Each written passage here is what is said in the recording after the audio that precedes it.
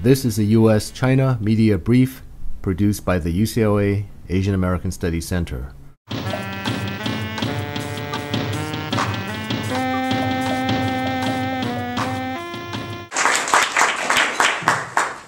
Professor Perry Link is not a stranger to UCLA. He does not need a campus map to look for the faculty center. In the faculty center, he does not have to ask for directions to where the restrooms are. Between 1977 and 1988, he was professor of East Asian Languages and Civilization at UCLA. And then in 1988, he has decided he wanted to contribute to the traffic jam and air pollution in Princeton. And after that, then having punched a big hole in the ozone layer in Connecticut, he has decided he now wants to return to Southern California to ruin the environment at UC Riverside. At UC Riverside, he holds the Chancellorial Chair of Teaching Across Disciplines. And it's a position that's very fitting because I use his two books, Evening Chat in Beijing, as well as the Tiananmen Papers in my class in political science. And I also suspect that two of his other books, which are anthologies of literature in China, entitled Poisonous Weeds, and also Roses and Thorns, are required reading in Botany 101.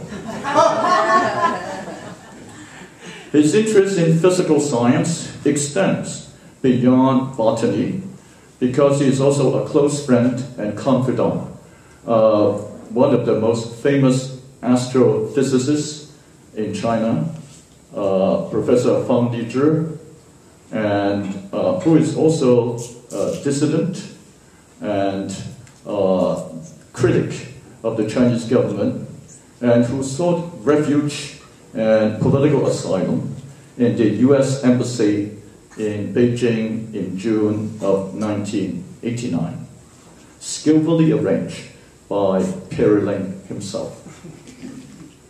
Since then, Professor Link has continued his interest in human rights issues in China in the reform era in China, where Marxism is dead or dying. The anniversaries of the birth and death of Karl Marx is no longer celebrated. There are no People's Daily editorials on the major anniversary of the publication of Das Kapital and also Communist Manifesto.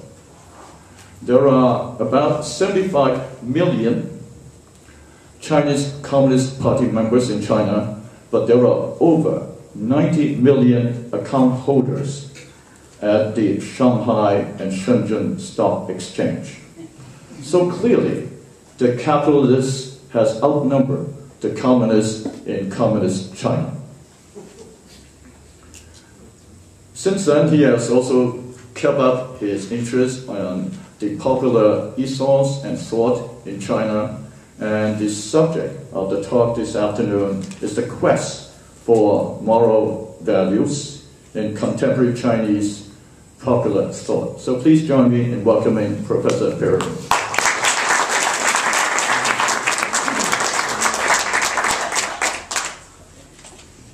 Thank you, James, for that lively introduction.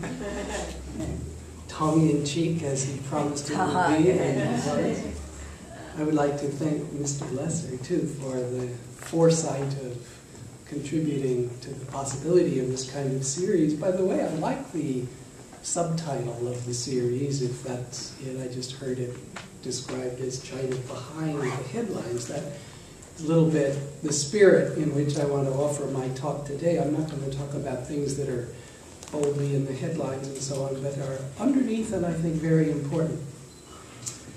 Tony Judt the distinguished historian of Europe has a new book called Ill Fares the Land, and I recommend it. The land here that Judd speaks about is ours, America. And when I read his book, I didn't read it all, I read part of it a few days ago. I found myself not only agreeing with him about our country, but being astounded, in a sense, at what he had to say, how much it was true of my adopted country of China, the country that I've spent most of my life studying and empathizing with. I'm going to read you just a short paragraph here of what and then we'll have make what you didn't stop photographing. Maybe you can do that later. Judd writes this: "Something is profoundly wrong with the way we live today. For 30 years we have made a virtue out of the pursuit of material self-interest. Indeed, this very pursuit now constitutes whatever remains of our sense of collective purpose. We know what things cost, but have no idea what they are worth. We no longer ask of a judicial ruling or a legislative act, is it good? Is it fair? Is it right? Is it just?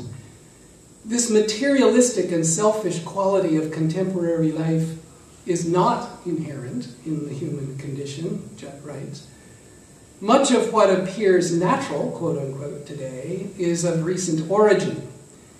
The obsession with wealth creation, the growing disparities of rich and poor, the delusion of endless growth. We cannot go on living like this." Now I say that this strikes me as being even more true of China than of the US in some ways. In one way it's measurable. Economists have something that they call the Gini coefficient that measures the rising difference between the wealthy and the poor in a society. And the Gini coefficient in our country has been going up. It has been going up even faster in China. So that's measurable. But what I want to talk about today is not quite measurable in the same sense. And that's really captured in Judd's phrase here, the confusion of price with worth. About 25 years ago, a number of Chinese intellectuals started using the phrase values vacuum to describe what's going on in their society. I mean, Li Zihou, Liu Zaifu, Liang Congjie, and many, many others. Where values here doesn't mean material values measured in the prices of things, but social and ethical values, notions of what it is to be a good person in daily life. The preceding copyrighted program is a property of the University of California, Los Angeles. All rights reserved. It may be used freely for educational and not-for-profit activities. For other uses or to make an inquiry, please contact the Asian American Studies Center at UCLA.